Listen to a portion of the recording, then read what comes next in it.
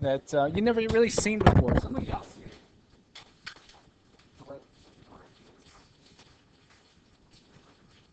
we, in essence, like one of the things you wrote on your notes was this. The idea of what's new in the composition was the fact that instead of substituting a value, we're substituting an equation. That's really important. So one of the things we did, like, and you have the notes written out for this, we went ahead and took this equation and placed it right in this x spot. So this is what you came out with. And we did the simplification process. I won't go through that because the only thing that I really want to focus on is the new idea of this.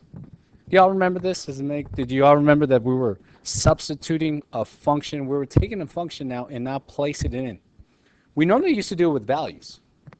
So for example, like, and this is taking an equation and put it in there. Normally you'd be asked to do something like this, f of 1, and then you would tell me. So we started with this, the idea that whatever normally goes in there is normally what's placed inside the x value. But in this case, we're putting the whole equation inside. So we did this. The only thing that is not in this from most of our notes, the simplification and also the domain restrictions. One thing that's important is that the same idea of grandfather carries over. So that means the very end function is going to carry all three domains. But let's get into it in the sense that let's do a few more examples. Okay, so go ahead and write down this. Well, y'all have this one. Yeah, I have this one, right? But what we're going to do now is find the g of f of x. So that's the new part now, is that we're going to now do the, not the reverse, but now we're going to take the function f of x and stick it where you see the g of x. So now this one, what I like about it, it's fairly easy to do. This is what we're going to do. When we do the g of f of x, we are in essence taking this now and putting it right in there. So I'm going to write it down just the way I see it. 3 divided by 3x plus 4. Now I'm going to put in parentheses just for right now because sometimes when we substitute things in, we don't know if there's something that is being applied there. But that's the new thing that we're learning. It's exactly that, the substitution of the function. Now, why is it important? Is because that's the idea of what this lesson's about. That because now we're composing functions, we're now substituting the function in, and all we do from here is an algebra 2 process of simplifying. Now, y'all see the parentheses? Since there's nothing around there other than the identity property 1, means that I could go ahead and remove these parentheses and just go ahead and cancel these out. Now, I'll tell you one of the lovely things about this is that you're left with this, 3 divided by 3x. Well, you know what? You would think about this, but remember, be careful about this part. It's always important to know there's always an identity property there. So when you see this kind of, like these cancels out, it's actually 1 over x. Yeah, so it becomes 1 over x. So we're pretty much almost there. We almost have our solution, but there is one important thing left for me to do. I need to also state the domain. Now, please remember the grandfather clause. If you all look at the old one, remember x could not equal 4, right? Exactly. Now you might be wondering, where did the 0 come from? That is a new one that just got generated because of the 1 over x. If x is over, at any time if it's 0, it's an error. Did everybody see that? So because of that, you got to add the other restriction as well. So I have really just my new function. I have pretty much my answer right here. Why? Because I have my new function composed, just like I was asked to do, plus my domain restrictions. What was the old one plus a new one that just came about. So fairly easy. Now let's go ahead and now talk about this next one. And what I want y'all to do, first of all, is go ahead and come up with the domain restrictions on this one. Come up with the domain restrictions. I'll call somebody randomly. So write both functions down and come up with the domain restrictions.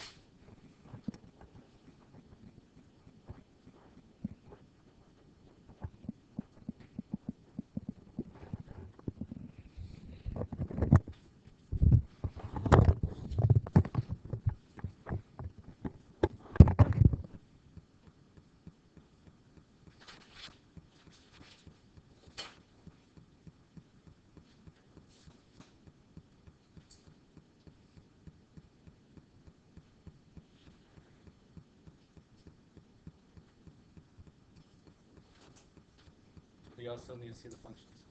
We have you in there so y'all enough time to do it.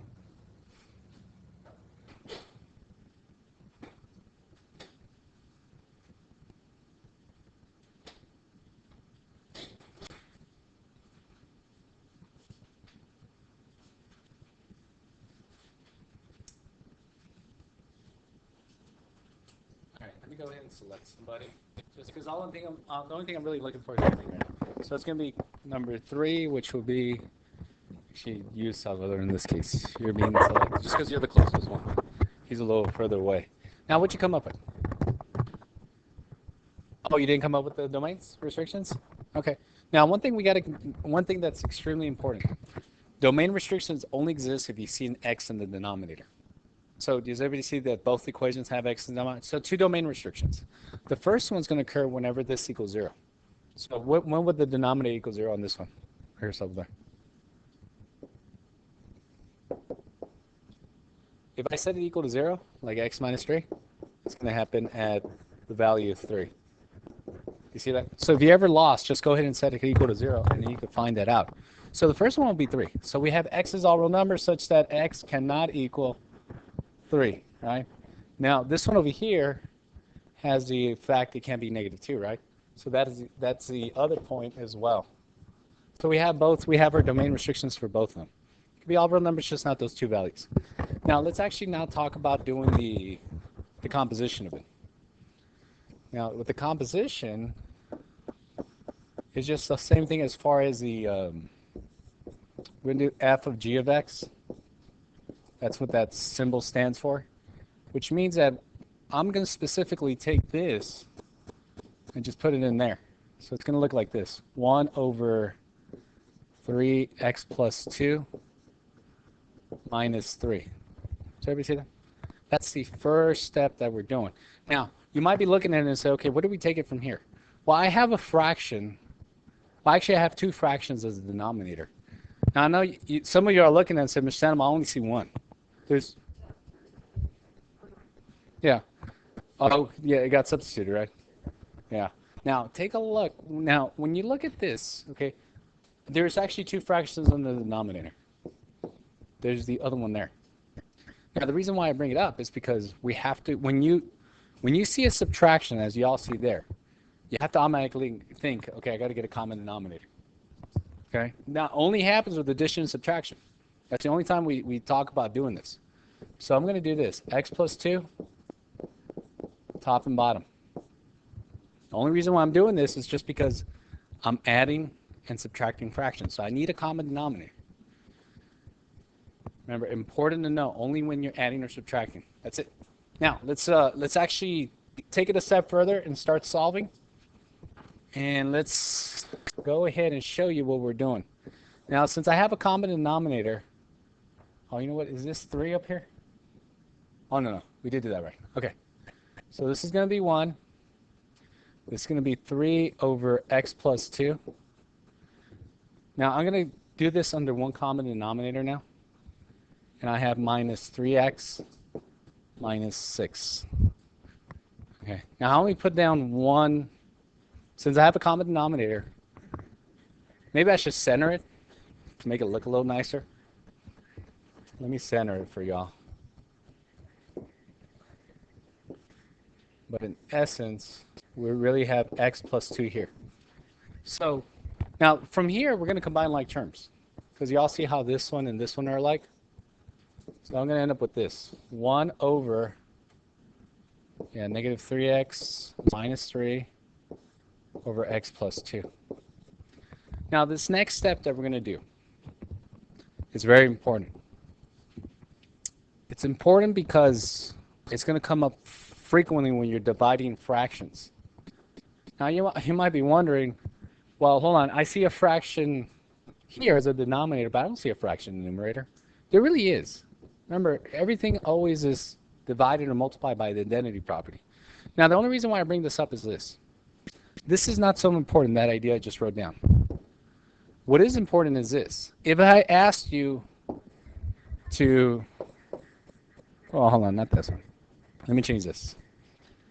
Let me do 3, and I ask you Okay. If I ask you to divide this, what would you tell me is a correct procedure to do? Correct thing to do? How would I, what would I do next? Well, you could put a 1 underneath 3, and then, but there is a process that you learn on how to divide fractions. What was it? Y'all remember? Y'all remember multiplying by the reciprocal? Yeah, you multiply by the reciprocal. So you got to make sure that the same thing that we do with these, we're going to also do it with the next ones. So for example, like this is going to be this. 3 times 7 over 4. And there's really a 1 underneath the 3. There really is. But it's just the identity property. So if it helps you, write it down. Write down the identity property. But this is in essence what we're doing. This is important, and the reason why I'm bringing this up because I'm going to do the same thing over here. The same thing that is that I'm doing here, I'm going to do it right here. So 1 times x plus 2 negative 3x minus 3. Y'all see that? Lovely. But this is the reason why this idea, this procedure is very important. Y'all see how I multiply by the reciprocal? That's the importance of what I'm doing. So I'm getting one step closer to my solution, but this is crucial to know. This is crucial to internalize. To make sure that when you see fractions that this is what you're doing in order to always be able to do the last step. Now, what I do from here, the 1 times this is basically the same thing back.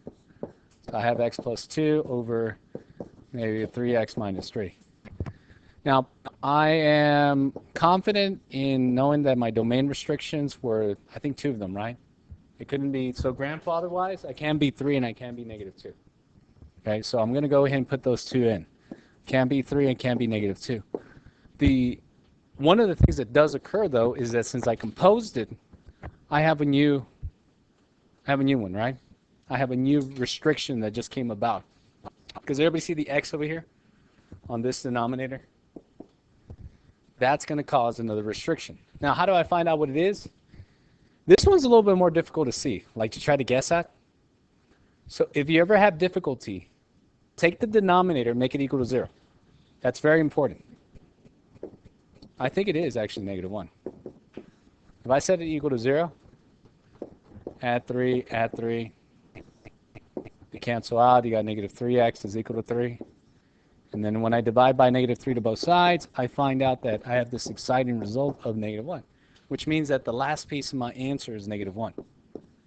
And here is my solution for my composition. That equation plus the domain restrictions. So the lovely thing about it is that once we understand some of the fundamentals of math, we're able to apply it on things at a little bit more higher level. That's the lovely part of it. Now let's go ahead and have you write that down,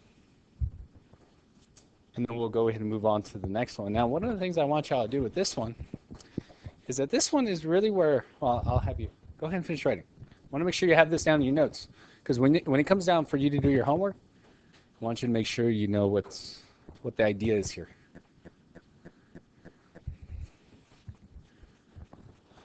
I'll go to.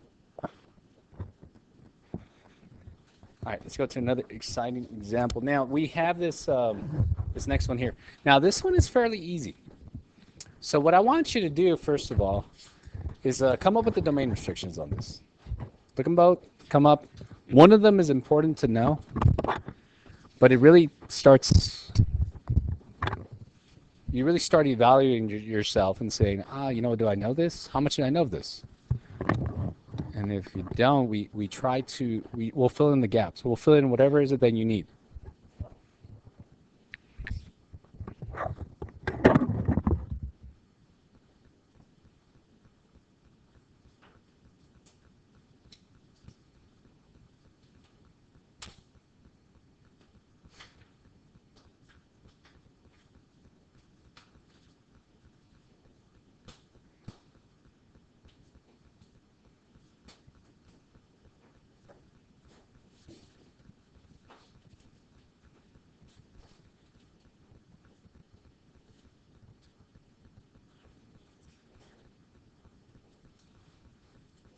Now, let me go ahead and select somebody randomly.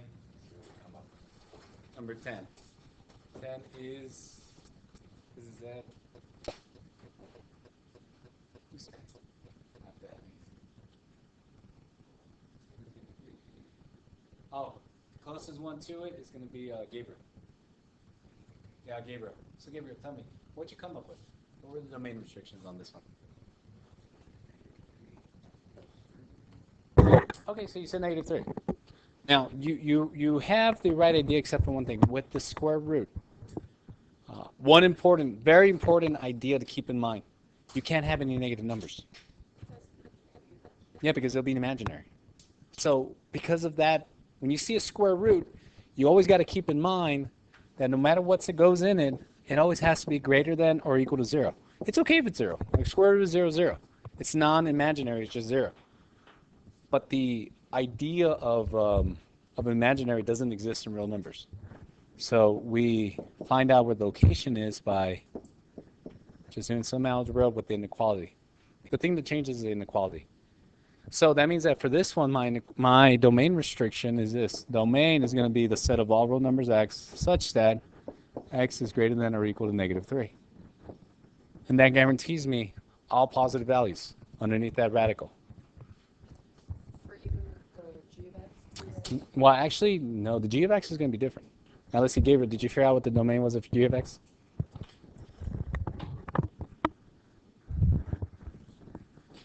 Well, actually, you know what? Let me ask you this question.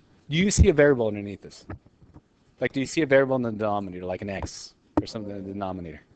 No, right? So if you ever, anybody in here, if you don't see a letter underneath the denominator, that means it's all real numbers. That means your denominator is 1, and no matter what, you can never make that 1 into a 0. You can, no matter what you do. So that's a quick way to...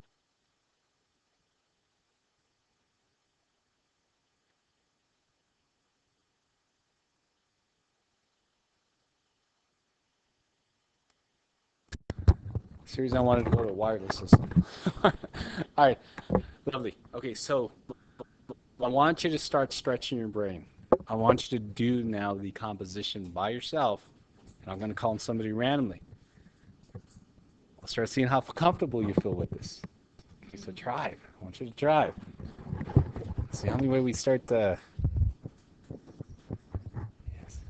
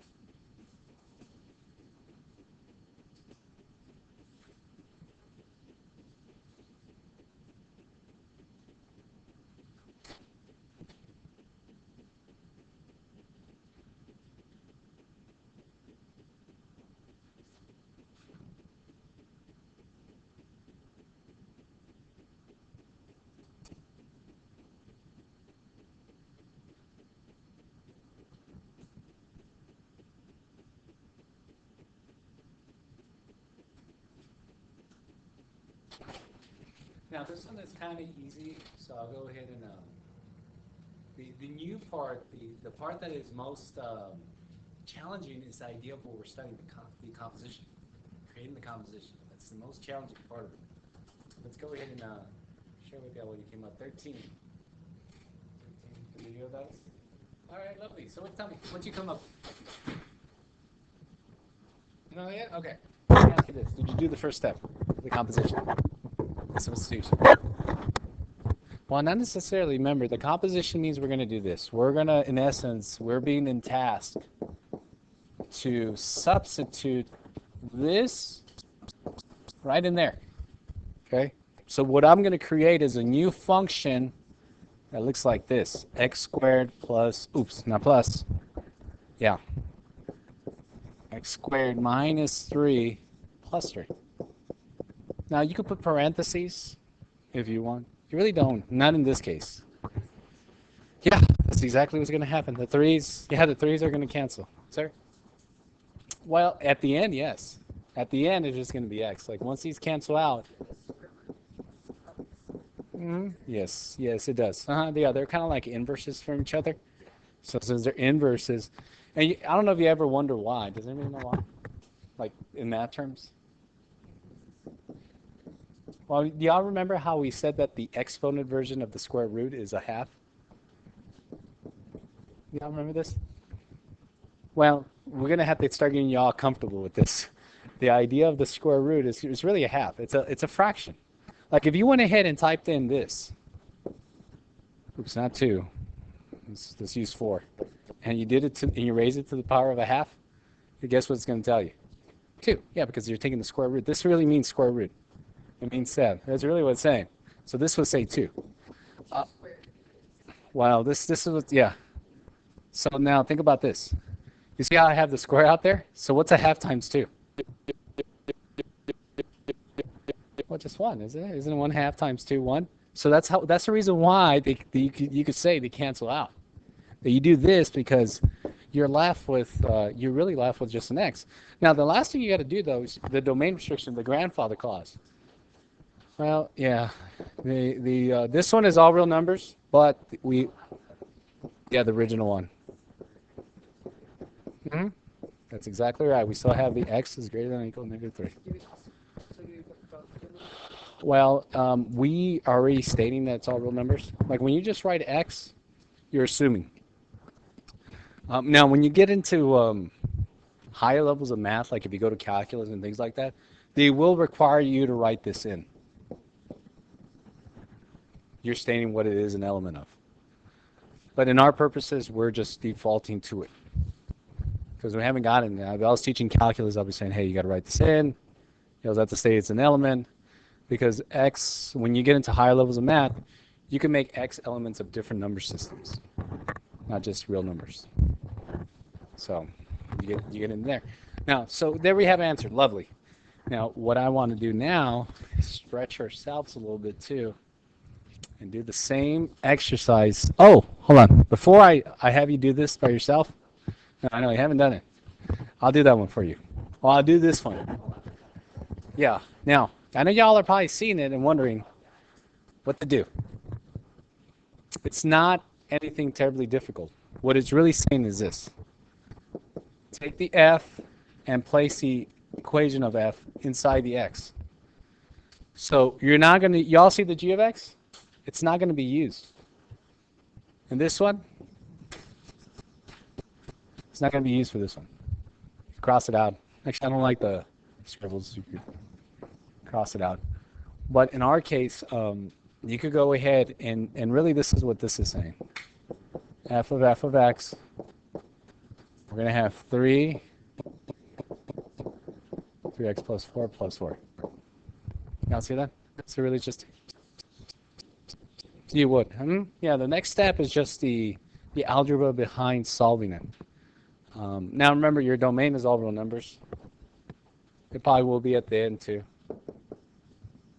So the domain is all real numbers, and our answer is going to be distribute the 3, so you'll get 9x plus 12 plus 4, which means that your resulting answer, your solution at the end, will be 9x plus 16. Now, important still to state the domain. The domain hasn't changed from what I started with. It's still all real numbers. So we have all real numbers in this case. All real numbers just because there is no x in the denominator spot. So I'm free to just be all real numbers. Lovely. Now that you have an idea of how f of x works, I'm going to have y'all try this one. Which is this one. Why don't y'all try this one now? Try to do the g of x. First, start by coming up with the domain restriction. Well, actually, you should already have these domain restrictions. But now try to do the g of x on this one. And I'll call on somebody randomly. Yeah, we're going to flex our mind muscles here.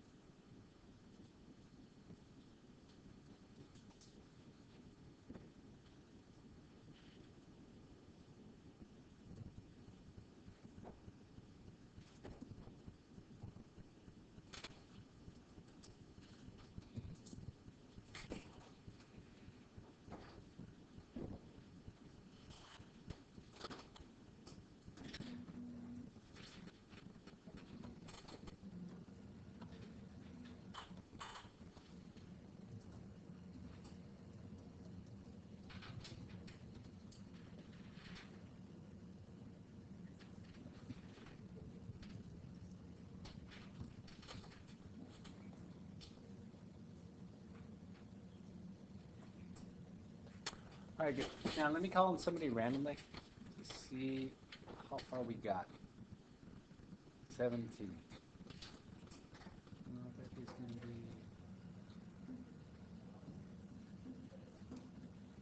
All right, let's see.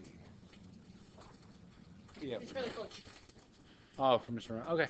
I'll go ahead and give somebody shows up. Well, all right, so 17 is going to be, so close to actually either Tyler or Marisha. Either one. You all are free to open this question. Well, the first... Oh, you came up with the answer? You said it all up? Okay. What about you, Tyler? How far did you get? Did you actually get the answer? Okay. All right. Now, let's see. The setup, did you all come up with this? I'm imagining the setup should have been like this, right? You're doing g of x. So the correct setup was this.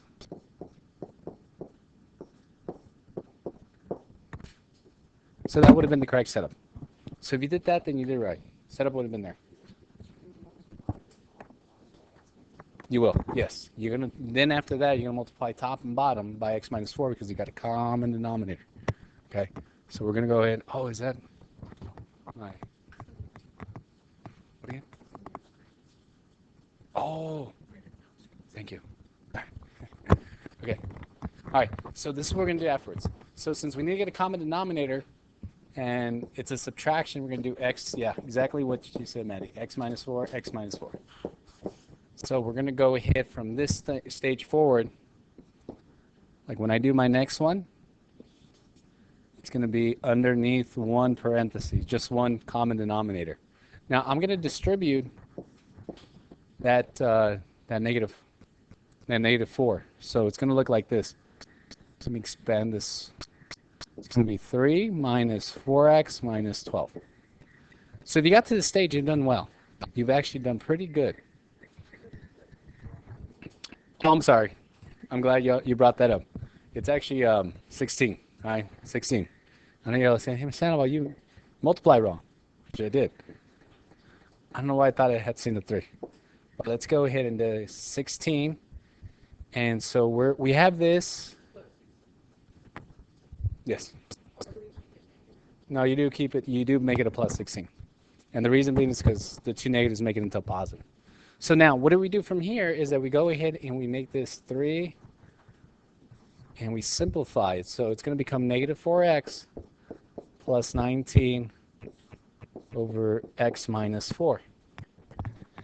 Now this is when it becomes critical, as far as understanding what to do when we have division of fractions. This is when it becomes very important. Why remember what to do, right? Now because a lot of people will get stuck at this stage. Now, y'all remember what I'm supposed to do? Yeah, multiply the numerator by the reciprocal of the denominator. So if you were thinking that, you got it right. 3 times x minus 4 over negative 4x plus 19. So we have this now, this next step in our solution. Okay. Now, all I'm going to do now is distribute. So it's going to become 3x minus 12 over negative 4x plus 19. Now that's pretty much my answer, except that I have to write my domain. Now because I had my original restriction, which was domain is x such that x couldn't equal negative 4, positive 4. That was my original that's my grandfather one. But does everybody see the new one that just came about from the new function I created? Because I created a new function, this x that now appears in the denominator is going to make its own domain restriction. Do y'all know what to do at this step in order to find out what it is? Yeah, set it equal to 0. So go ahead and set it equal to 0. Just one of them. Yeah, just a denominator. Always a denominator. Just because that's the one that we're going to go ahead. I know, kind of unusual, right? Yeah, I thought the same thing. I was like, man, that's a little unusual as far as but we never know where these things occur. So it's going to be negative 4. When we do our 2-step process, this becomes 19 over 4. So that's the new domain restriction that goes along with the old one, the grandfather one. And from there, I have now, we have 4, the grandfather one, plus the new one that just occurred. So pretty much this right here becomes your answer. This is the composition along with the domain of the new function. So this is now our solution. All right. Now let's one last example I want to provide to y'all, but let me have you make sure you copy that down so you could refer back to it.